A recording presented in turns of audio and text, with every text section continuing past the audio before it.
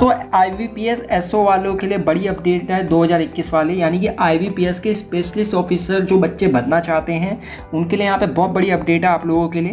तो यहाँ पे अपडेट क्या है मैं आपको इस वीडियो में बताता हूँ, तो अंत तक बने रहें।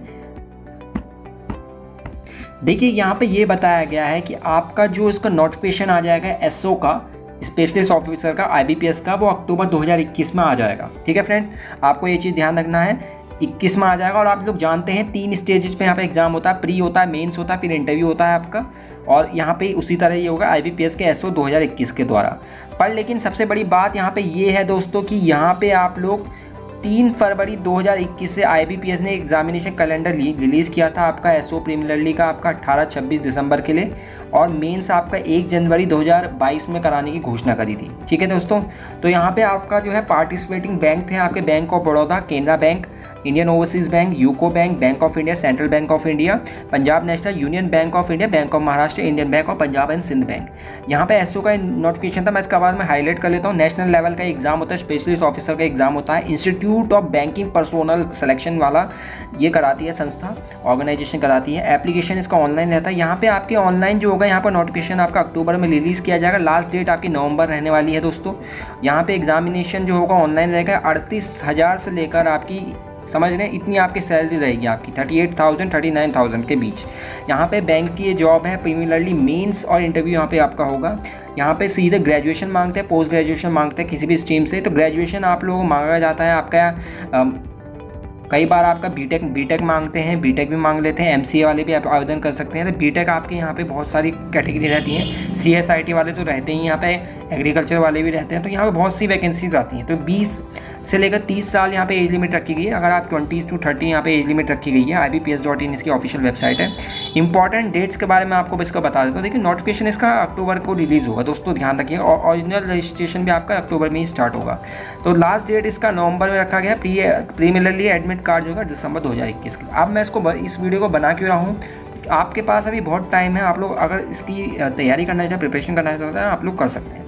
जो इसका प्री एग्ज़ाम होगा इसका इस साल के अंत तक ही होगा, इस दिसंबर में ही होगा। 18 और 26 दिसंबर को रखा गया है। ठीक है, देखिए तब कंडीशन क्या होती है, तब तक तो बहुत कुछ सही हो जाएगा। और इसका रिजल्ट आपको जनवरी 2022 में आएगा। और मेंस का एडमिट कार्ड 2022 में आएगा। और मेंस एग्ज़ाम आपका 30 जनवरी 2022 में होगा। मेन जो आपका रिजल्ट आपका डिक्लेयर हो जाएगा फरवरी में आपका हो जाएगा। और आपका इंटरव्यू जो होगा फरवरी मार्च के बीच चलेंगे। अप्रैल में आपकी फाइनल रिजल्ट डिक्लेयर हो जाएगा। आपकी जॉब जो लग जाएंगे बच्चे, उनको उनकी जॉब प्रोवाइड कर दी जाएगी। यहाँ पे नोटिफिकेशन आप लोग डाउनलोड कर सकते हैं, डिस्क्रिप्शन में दे रखा है दोस्तों। 18-26-2021 को इसका एग्ज़ाम होगा, प्रीलिमिनरी एग्ज़ाम होगा। मेन एग्ज़ाम इसका 30 जनवरी को होगा, ध्यान रखिएगा। ठीक है, तो आप लोग इसका नोटिफिकेशन डाउनलोड कर सकते हैं, मैंने डिस्क्रिप्शन में दे रखा है। अब सबसे बड़ी खबर क्या है, सबसे बड़ी अपडेट ये है दोस्तों कि यहाँ पे आपका सितंबर 2021 के बाद जो भी एग्ज़ाम होंगे उसका NRA के थ्रू होगा। NRA थ्रू CET करा जाएगा, कंडक्ट करा जाएगा NRA के थ्रू।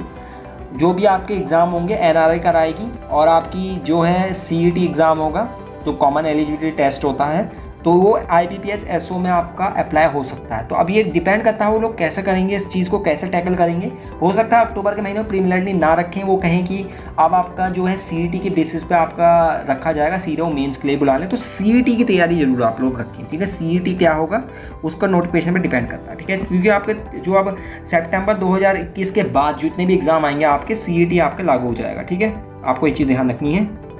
अब इसकी वैकेंसीज कैसे आती है, देखिए सबसे ज़्यादा वैकेंसीज हमेशा आती है एग्रीकल्चर ऑफिसर की। तो यहाँ पे एग्रीकल्चर वाले बच्चों के लिए काफ़ी अच्छा मौका है। 485 वैकेंसीज यहाँ पे है।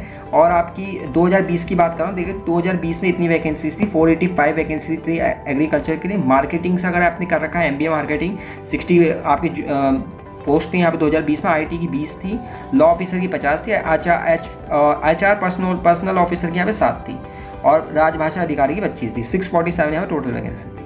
अब यहाँ पे सबसे बड़ी बात कि अगर आप, बहुत से बच्चे ये सोच रहे होंगे कि ये तो बहुत ही कम वैकेंसीज़ हैं, तो इसमें सिलेक्शन कैसे होता है। देखिए मैं आपको एक रियलिटी बताता हूँ। IBPS PO, ठीक है, IBPS PO और असिस्टेंट जो होता है आपका, यानी क्लर्क से ये कम ही लेवल का एग्ज़ाम होता है। मतलब इसका जो आपका समझ रहे हैं, इसमें जो बच्चे होते हैं बहुत कम अप्लाई करते हैं। तो आपके जो नंबर ऑफ़ चांसेस हैं वो बढ़ जाते हैं, कि आपका सिलेक्शन के चांसेस हैं वो बढ़ जाते हैं। तो आप लोग इसकी, कई बार ऐसा होता है बच्चा आपका SO में निकल जाता है, मतलब SO में तो सिलेक्शन हो गया, PO में रह गया, तो कई बार ये भी होता है। तो ये बहुत बार देखा गया है, मतलब बहुत बार ऐसे केस बने हैं। तो आप लोगों को इसकी चीज़ का ध्यान रखना। अगर आपने कोई प्रोफेशनल डिग्री कर रखी है, जैसे बीटेक कर रखा है आपने, आईटी से कर रखा है, सीएस से कर रखा है, आवेदन कर दो। एग्रीकल्चर से आपने बीएससी एग्रीकल्चर से कर रखी है तो आप लोग आवेदन कर दो, काफ़ी अच्छी अपॉर्चुनिटी आप लोगों के लिए। अगर आपने एमबीए एचआर से कर रखा है, 7 वैकेंसी पिछली बार थी राजभाषा अधिकारी के लिए। हिंदी से आपने कुछ कर रखा तो वो कर सकते हैं। 647 यहाँ पर टोटल वैकेंसीज है। एलिजिबिलिटी क्राइटेरिया वही है आपका, मैंने बता दिया है आपको। इंडिया के आप नागरिक होने चाहिए, ठीक है, ये रखा गया है। बाद में यहाँ पे आप लोग पढ़ लेना अपने हिसाब से इन्होंने क्या क्या बता रखा है, ठीक है। यहाँ पे आईटी ऑफिसर के लिए देखिए आप देख सकते हैं 4 साल का बीटेक मांगा गया है। सीएस सीए या आईटी इलेक्ट्रिकल इंजीनियरिंग वाले भी अप्लाई कर सकते हैं, इलेक्ट्रॉनिक्स वाले भी। आपके पास या फिर ग्रेजुएशन हो आपके पास डोएक का बी लेवल का।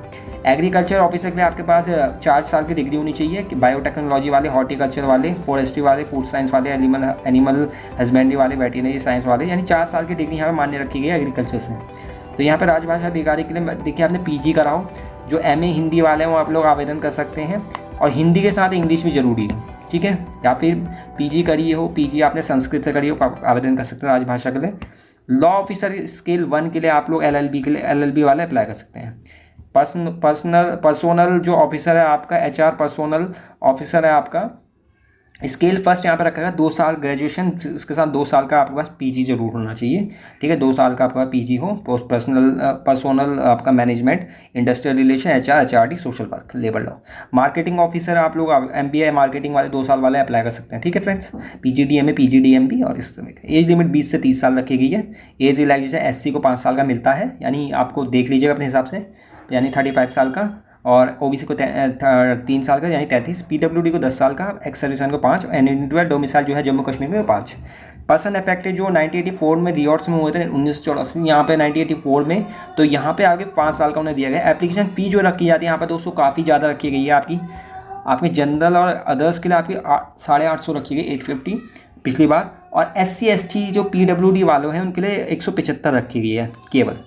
तो यहाँ पे आपको आवेदन कैसे करना है, रजिस्ट्रेशन करना है, लॉगिन करना है। रजिस्ट्रेशन करना पड़ता है, नाम और उसमें ईमेल आईडी, अपना नेम पूरा डालना पड़ता है, ईमेल आईडी और फ़ोन नंबर।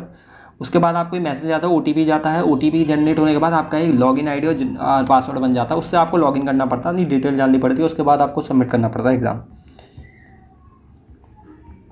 सारी डिटेल डालने के बाद उसको फी सबमिट करके आप उससे फाइनली सबमिट कर सकते हैं। फॉर्म अपने पास प्रिंट आउट रख सकते हैं। यहाँ पे आपको डॉक्यूमेंट भी अपलोड करने पड़ते हैं, फोटोग्राफ और सिग्नेचर।